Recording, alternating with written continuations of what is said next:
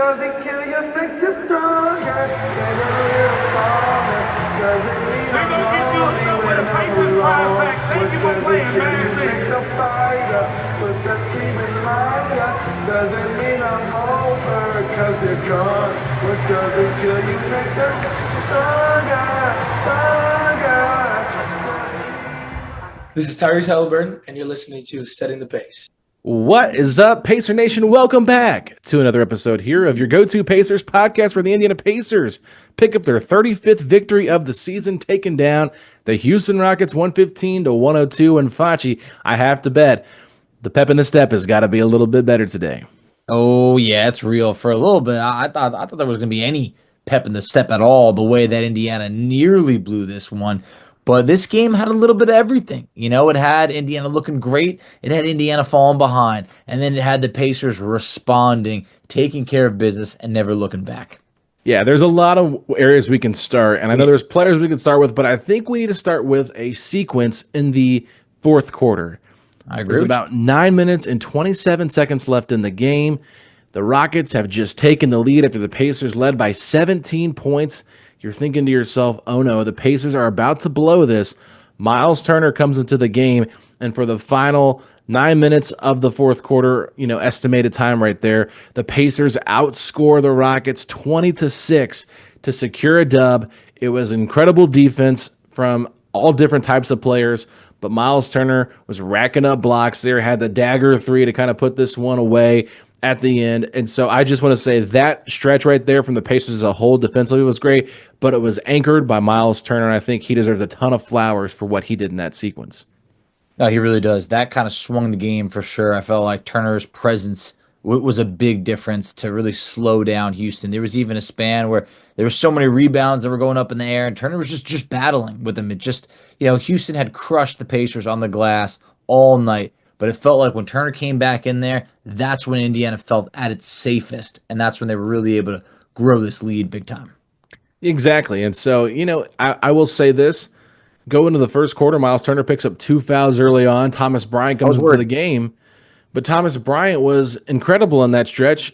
He had 10 points in the first quarter. Haliburton had 8, and no other Pacer had more than 3. So you're looking at a really, not a great scoring output from anybody else besides Haliburton and Thomas Bryant. And the Pacers were tied at 30 all going into the second quarter. So it was really just a great stretch there. But I think now we can transition into the guy that is just continuing to go on a heater here, Facci. Tyrese Haliburton, 28 points, 15 assists, got 2 turnovers. And, of course, the last one that he got, he was furious they didn't call a foul. Yeah, I love that. For grabbing Pascal Siakam's jersey. So, Tyrese Haliburton is just on another level right now. He is looking like he did, and I'm not even just saying this to say this, but he is looking like he did during that run to the in-season tournament. Like, that is where he's playing at confidence-wise. I can't disagree with you, and I don't want people to think that that's just taking it too far, because he is playing out of his mind right now. The fact that a guy could have 2 turnovers and be very disappointed with 15 assists just shows how brilliant he has been lately. But 28 points. He went crazy in that second quarter, scored 13 points, 4 of 4 shooting. I love the fact that he had 6 shots early on in the first quarter, because I just knew, okay, there we go. Sometimes that's half the battle. Like, he's going to be active. And like I mentioned, he didn't miss in that second quarter. For Tyrese to have 10 shots by halftime, you knew he was well on his way to a great game. The way he's dishing out assists left and right, it's just, he's playing on another level right now. He's playing brilliant quarterback style basketball where he is igniting this whole entire offense. And this is the Tyrese that, unfortunately, we hold to a high standard. It's like, this is what he's capable of. So when you see anything sort of, far less than that, you don't feel like he's playing to his full potential. Tonight and the stretch since the All-Star break has been full potential Tyrese. Absolutely, and I will just point out a few things here that really stood out to me in this game. You mentioned that first half. He had 21 points and 6 assists after the first half, right? So come out in the second half, I'm expecting Ime Udoka. The Rockets are a great defensive team. I'm expecting him to make some drastic changes to how they're covering Tyrese, because 21 and 6 in the first half is what you would be happy with if Tyrese got in the game. So absolutely, just to see that in the first 24 minutes, I'm like, what's going to happen? Well, they start playing more zone. They start trapping Tyrese with double teams, and what happens? Tyrese Haliburton gets 7 assists in the third quarter. He doubled his assist plus 1, and it was like, okay, you want to take away my scoring? Now I'm going to do what I love even more than scoring, and that's passing the ball.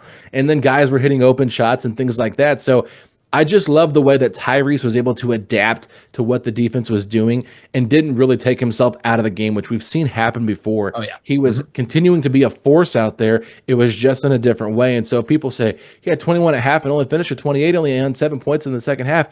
He had 9 assists in the second half.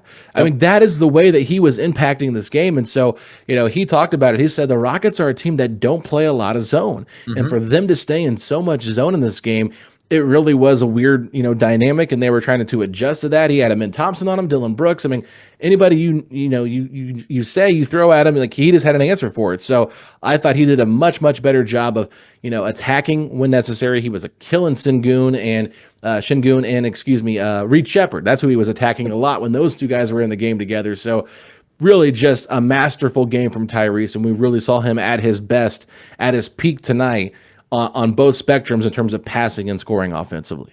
Yeah, we really did. Amen Thompson, Dylan Brooks, those are really good defenders. And I felt like Houston, they really frustrated the Pacers last time, and Tyrese. Tyrese talked about post-game how he watched, that last Rockets game back against the Pacers, and it didn't even look like the Pacers. It was like gross to watch. He even mentioned that, he's kind of erased the first 15 games out of his mind for the season of how he played. He wants to peak at the right time, and I feel like right now he's playing really good basketball. What I loved most, he said April, May, well actually June, and it's like, yes, that's the Tyrese, that's the mindset we want this team to go on a deep run. And there's times, mostly I would say in the first half and then later in the fourth, where I'm admiring this team. Is like, wow, they look good. Like, they look good. And for most of the game, Indiana was shooting, like 55, 56%, and it just looked like they were crushing from three. They were 10 of 21 at halftime. It looked like they could do no wrong. But like we mentioned, Houston came clawing back, and the fact that Indiana was able to punch Houston back in the mouth and not have to look back after that is what I love to see. So Ben Shepherd hits a huge three, and that halts that Rockets 15-0 run. And I feel like Aaron Nesmith from there took over. He really, made some big plays. They had an and one. Like, it was really just like at that moment, Indiana composed themselves, and that was the kind of the key to the game, that stretch, I would say. Yeah, you're right about that. And I will say this, that when it comes to what I thought was really impressive to me, I thought Aaron Nesmith was just continuing to keep playing off of these good games that he's been having. He's just starting to string them all together now. He only was 1 of 6 from 3, Facci, but he was 6 of 7 from 2. Yep. And that's what is so impressive. It's like, we don't really think of Aaron Nesmith as this offensive hub, right? This offensive scorer, but he hit some big buckets. And Rick Carlisle said in the postgame, when he got that and one to regain the Pacers lead after they just gave it back, it was big. And I know that it was only a 2-point lead at that point because it was 95-96, or I think that was right, 95-96. And then he hits that 2, gets the foul. Now it's 98-96. Like, you just felt so much better about what he did. So about where this team was going, I shouldn't say what he did, but you just liked the way that he played all night. And I thought the matchups, I don't know if you felt this way or not, but the way Indiana decided to defend individually against the Rockets, matchup-wise, they had Pascal on him and Thompson instead of Jabari Smith Jr., and they had Aaron Nesmith on Jabari Smith Jr., and that's a massive height difference. And I know Jabari got him early in the first quarter on like a fadeaway jumper, but for the most part, Jabari Smith and Jalen Green were not existent in this game tonight. Those were the two guys that played in OKC, so you could definitely tell their legs were a little bit tired.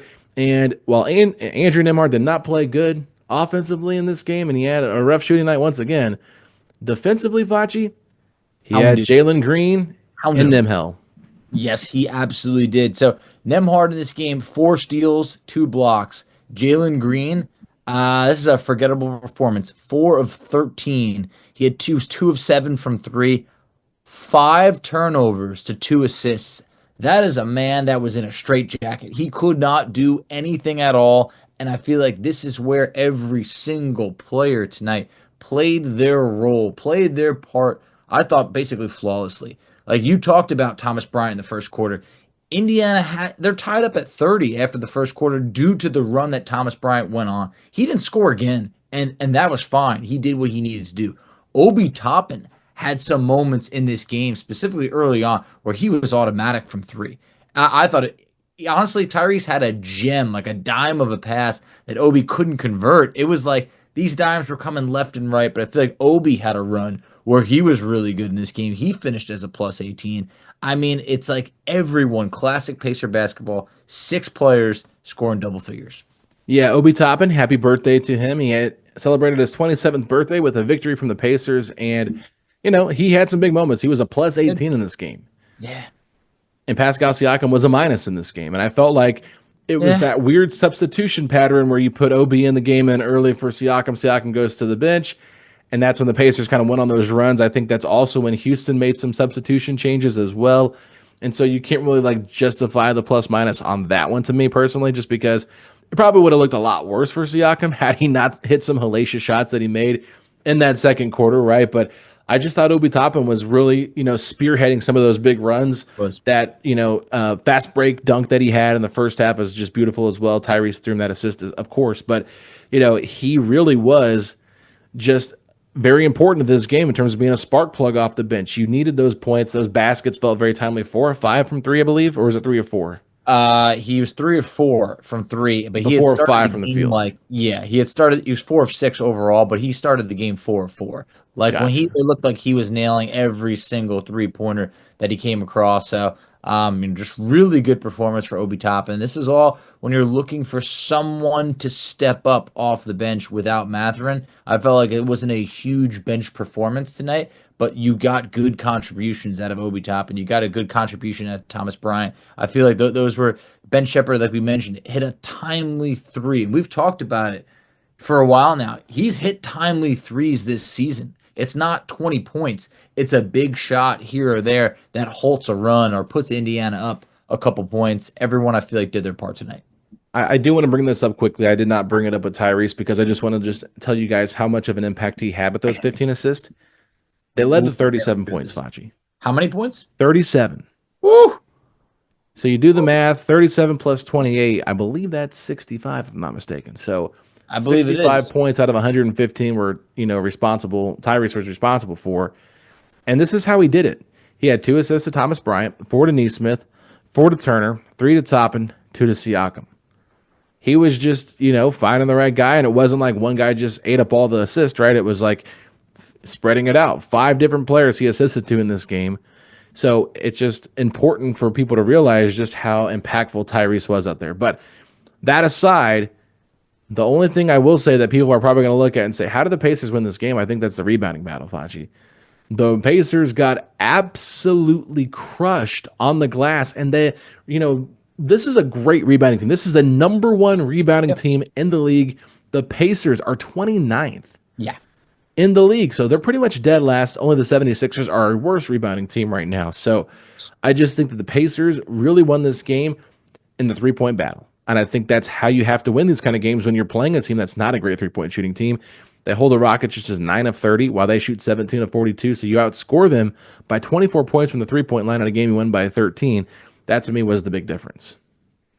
And when we talk about getting crushed on the glass, just to put this really in perspective for everybody, Houston out rebounded Indiana 58 to 35. That's 23 more rebounds, and the big damage was on the offensive side. A 24 to 5 advantage that really kept Houston in this game. It was embarrassing because we know from a rebounding perspective, Indiana has struggled, a lot lately, but this was those type of performances that defies everything. They should not have won this game, having such a rebounding deficit like that. But now this is numerous times, game after game now, Indiana's shooting the ball really well from 3. They shot 43% against Chicago when they hit 19 of 44 threes. Against Miami, it was the first time in franchise history they lost when making more than 23s. They shot 54% that night. So we're seeing a Pacers team that is making it rain from 3-point land lately. And as long as we can keep this up, anything's possible. Yeah, Facci. I don't know.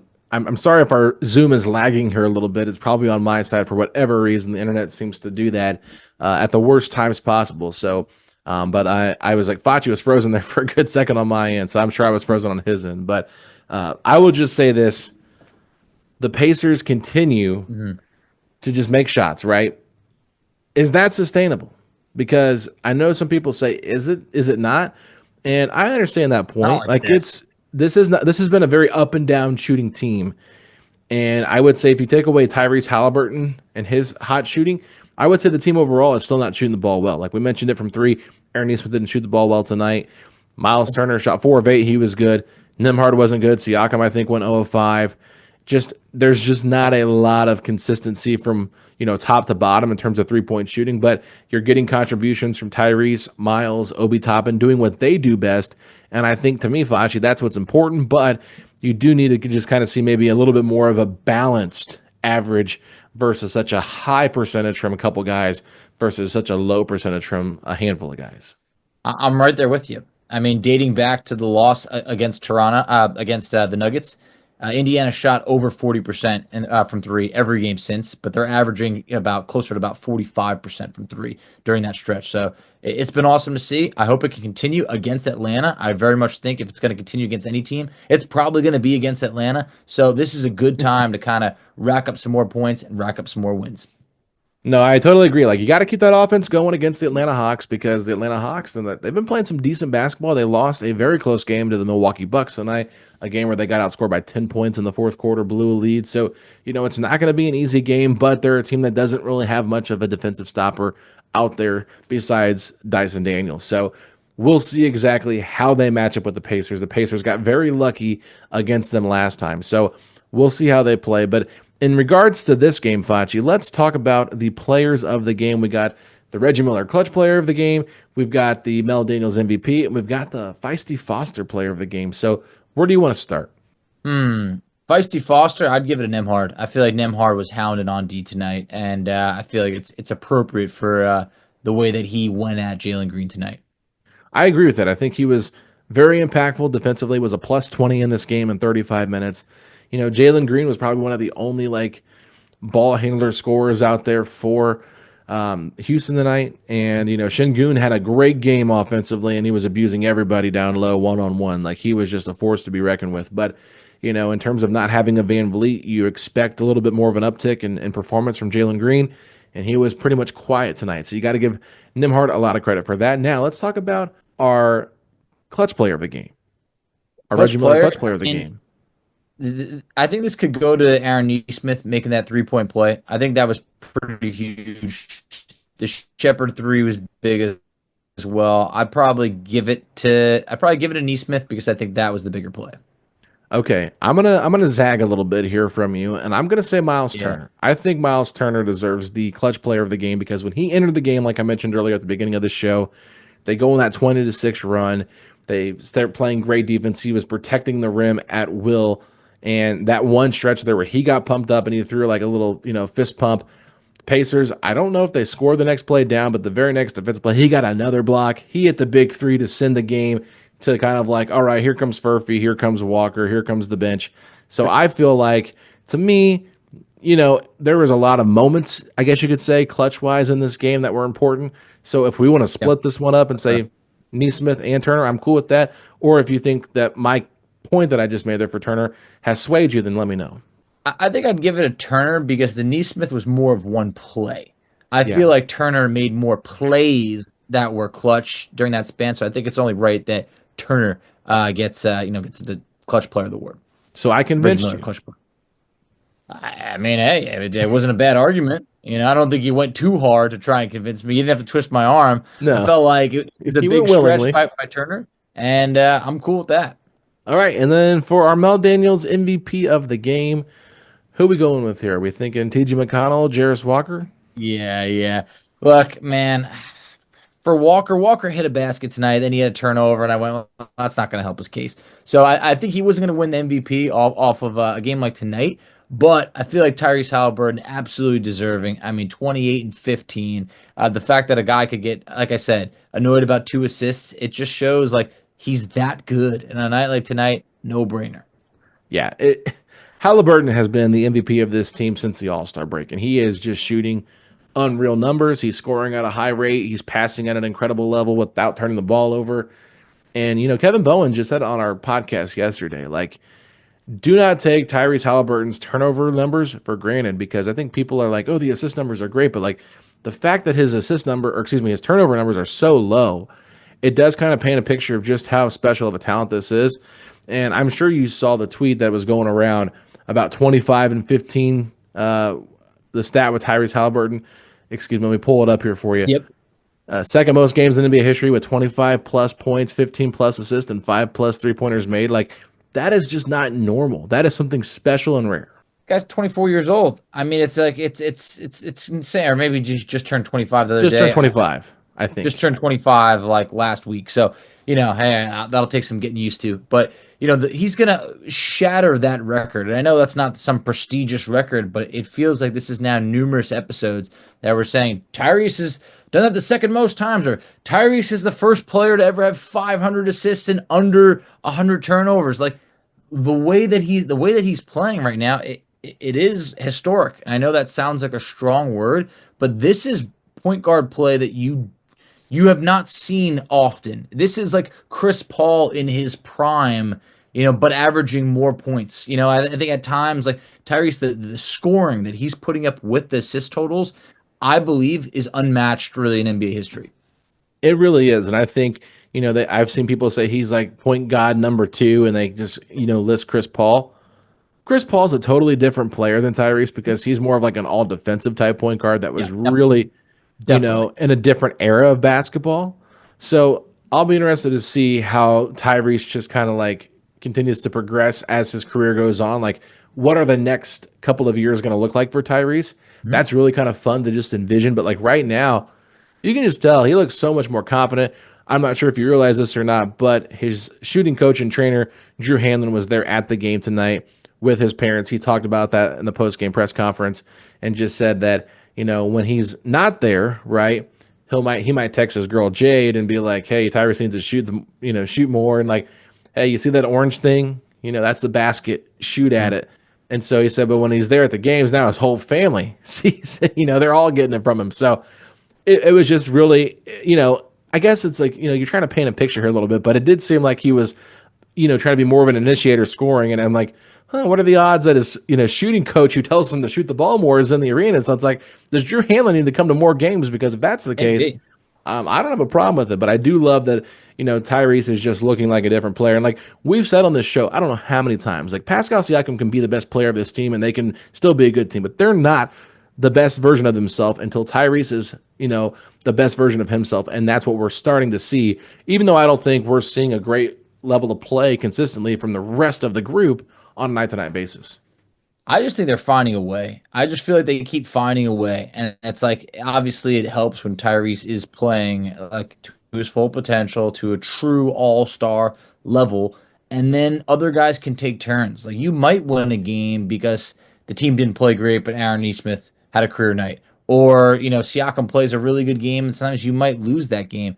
But when you're collectively getting good efforts, 6 players in double figures, led by your all-star, then good things are going to happen. They're shooting the 3 ball well. They're finding ways. They're protecting the rock lately. That's been big. You got to improve as a rebounding team. But if you can be a halfway decent rebounding team, anything can happen for this team right now. And look what they're doing while Mathurin is out. It's great that they're not dropping these games, because it sounds like he could be back over the next, few games or so. And that would be a nice jolt for this team. If they can win while he's out, hey, that shows that this team doesn't have to be so reliant on 1 or 2 players. They're deep. No, you're right about that. I mean, the fact that Mathurin has missed a few games and they are still able to find ways to win, like Jarus Walker. Let's just talk about Jarus real quick, because we didn't get a chance to talk about his game tonight. I thought he played pretty well. I think he was a -1 in the box score. So if you want to look at that and say, he was just a -1, like, it doesn't really paint the picture. I thought he had some really nice plays. He had a really nice one-handed pass to cutting Siakam that landed for a dunk. Yep. Had a big-time shot, I believe it was at the end of the first, right, Foch? Yep. So right before the shot clock, it was great. It was good to see. And then it was like, that's when I was like, okay, great. Anything could happen now. Did follow it up with an unfortunate turnover. Hey, that happens, but it's still, it's 10 minutes. It's not a lot of time. But I think he's making some opportunities out of limited minutes, and that's really hard to do. No, it really is. So I just want to say congratulations to Jarus for getting some minutes. And I know some people are still probably screaming, get more minutes, get more minutes. But it's just hard to do that. I mean, I don't care what anybody says. It's just never going to be as simple as a black and white thing. It's always going to be that gray area in terms of what he should do. But I felt like in the minutes that he played, he wasn't bad. And like they put him out there in the third quarter when the Rockets went to the massive lineup of Şengün and Steven Adams together. I'm like, what is this group? So, he's out there trying to like face guard Şengün. I'm like, this is a guy that's like 6'7" going up against a beast of a guy that was just moving Turner and Bryant around. Like, what is he going to do against him? So, put in some rough spots, but I thought he handled everything well tonight. Yeah, pretty interesting. I'm looking at the 10 minutes that he played tonight, his most amount of minutes since the Lakers game on February 8th. So that's almost been a month since he played double-digit minutes. That's a long time, and that kind of shows, how inconsistent playing time has been for him ever since. Yeah, for sure. So, Jarus Walker, congratulations on getting that extra time. I feel like we pretty much touched on everybody. We didn't really hit on Siakam too much and just a little bit, but I don't think he really had that great of a game. It was just kind of like made some big buckets here and there, and that was about it. You know what I mean? Like, I hate to say it like that, but he wasn't that loud. He didn't have that loud of a performance tonight, I guess you could say. No, he didn't. And it's interesting. We actually pre-recorded a podcast that'll come out maybe tomorrow. And I had said that Indiana's record when Siakam gets up 19 shots, they were 7-3. Well, it actually improves to 8-3 now, but I don't think that had anything to do with the 19 shots from him. So it's just kind of a stat that trends in the right direction. But, he was 8 of 19. That's obviously not gettable performance, but the fact that it didn't cost you a game, hey, we could always live with it. Yep, you're right about that, Facci. So the Pacers get their first victory on a Tuesday night this season. Tyler Smith put that tweet out earlier and said, you know what, the Pacers are winless on Tuesday nights. Well, they break that curse, get that monkey off their back. So undefeated in the month of March, Facci. They're playing great basketball. I really don't have anything else to say except that this is a big-time win, a win that we originally had picked them to lose. So, they're not playing a ton of these top defenses in the league over the next handful of games. So let's see how they respond offensively. Milwaukee's a top 10 defense. Minnesota's top 10. Obviously, OKC's number 1. But if you look at the rest of the schedule, no other team is top 10 in defense right now for the season. So, and some of those Mavericks numbers probably skewed a little bit now that they've just, potentially could lose Anthony Davis for the rest of the season. They just lost Kyrie Irving today. The Lakers have gotten, I don't know what their defensive numbers are since Luka and LeBron came, but I can't imagine that it's that much better without Anthony Davis. So I'm just saying, like, when you're playing teams that... They're winning games. Yeah. They're winning games. You're right. They're playing great basketball. I mean, they're on, like, what are they, the 2 seed right now? Yeah. So, I mean, yeah, just what a year crazy. From hell for Mavericks fans. It's actually, I feel like they're cursed. And I think I said something similar like this when they made that trade where, like, it feels like, I'm not going to say like the Babe Ruth curse where all of a sudden nothing good happens to you after that, but everything bad is happening to the Dallas Mavericks right now. Everything. All of the injuries, the fans are like rioting, they're raising ticket prices. It's like everything bad has happened to Mavericks fans, and that's really unfortunate. But for our Pacers, hey, look, they're going on the road, 6 of the next 7 on the road, but I think they're playing great basketball. Their quest for maybe 50 wins is still alive. It's still alive. 35 wins tonight. If the Pacers can win 50 games, I mean, that's a really good season for a team that didn't make any significant changes, and you got to be thrilled with that.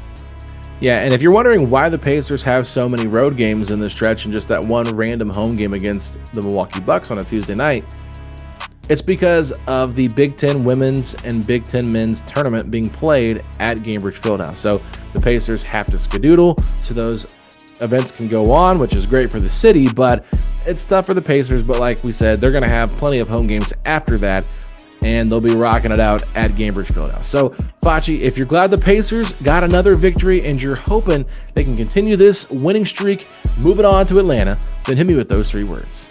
Let's go, Pacers!